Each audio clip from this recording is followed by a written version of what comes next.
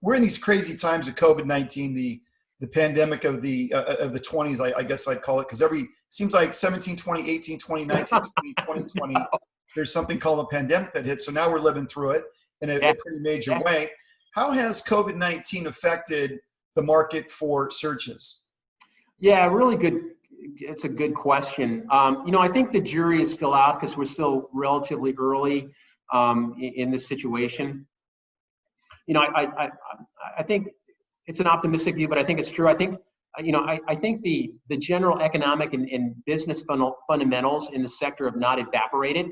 I think they're still there. I mean, if this were to lag on for a year or 18 months, I think it would have a long-term profound effect. But I think if we can start getting out of it in the relatively near future, I think we'll be able to come back relatively unscathed.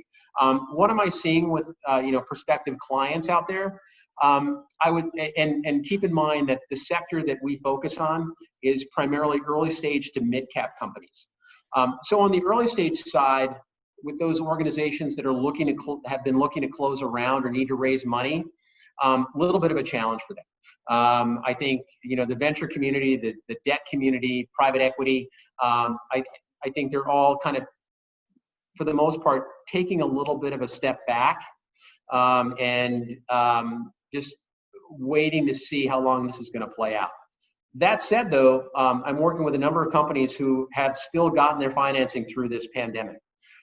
Those companies that have funds and are moving forward with their strategic plan, certainly I think they've given it some thought about keeping their powder dry. But at the end of the day, they've got to move forward. And, they didn't get their funds to sit on them. It's not a bank account. Right. So their investors expect to invest those funds. The type of searches we do, which is normally, director level, but most are VP and C-level positions as well as board positions. They take 3 to 6 months to fill. And we focus on all functional areas. So whether it be, a CFO or VP of finance, or a head of sales or head of marketing, or placing CEOs in those positions, they take time.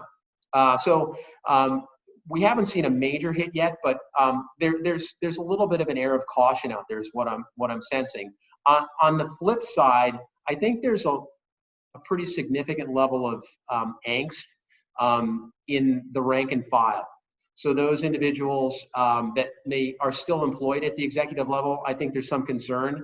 I've certainly been contacted with a greater frequency unsolicited by executives, just wanting to make contact with me, making sure I have their resume, introducing themselves, those kinds of things, ensuring that they're in our database in case something happens. So that's kind of the landscape we're seeing